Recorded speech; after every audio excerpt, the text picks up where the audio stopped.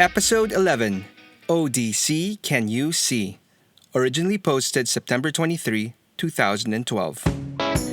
The age-old question asked to so many comic book collectors and superhero fans. Do you read Marvel comics or DC? If you ask me, my answer would be an easy, make mine Marvel. For as long as I can remember reading comics, I was always into Marvel. Sure, I read an occasional Batman issue here and there, but growing up, my comic stack was basically composed of Captain America and the Avengers.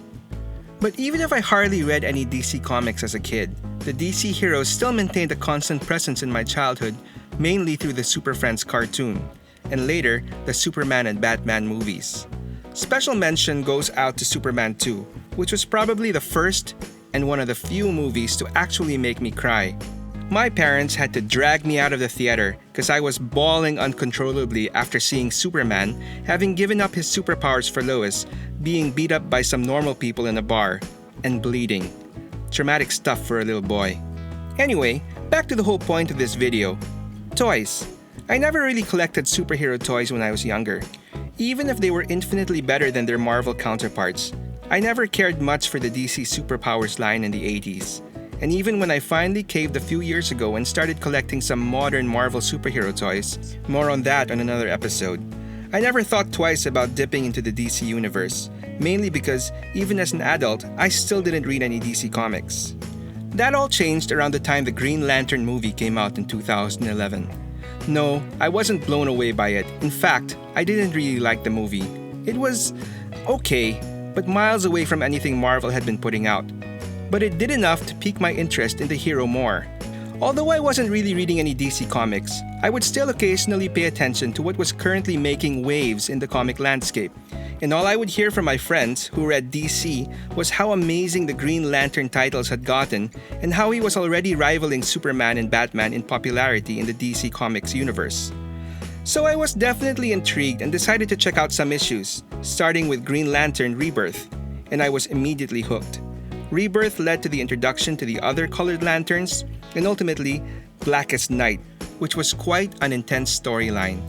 Of course, this got me even more interested in the other DC characters, but not enough to read and try out more stuff.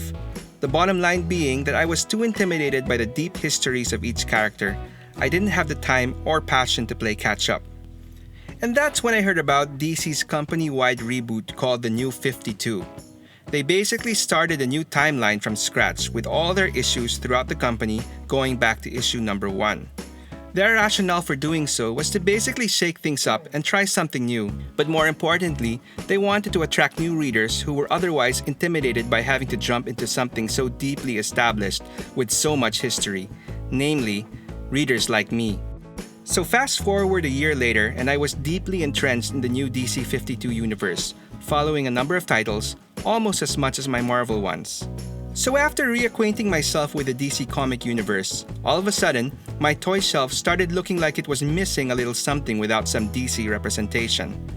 But I had to be smart, since I knew I couldn't start another full-blown collection.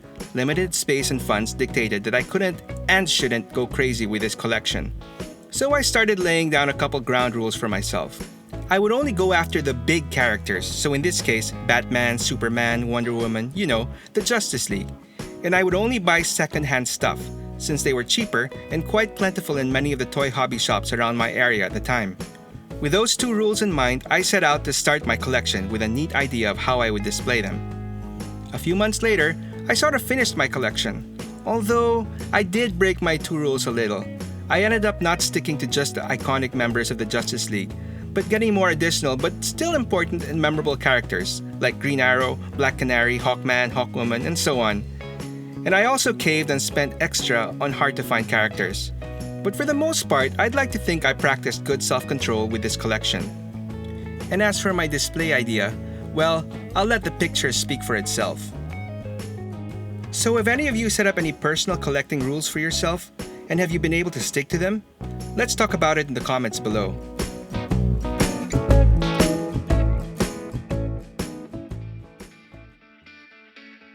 Thanks for checking out Stories from the Toy Shelf Redux. For more stories, please like and subscribe to this channel.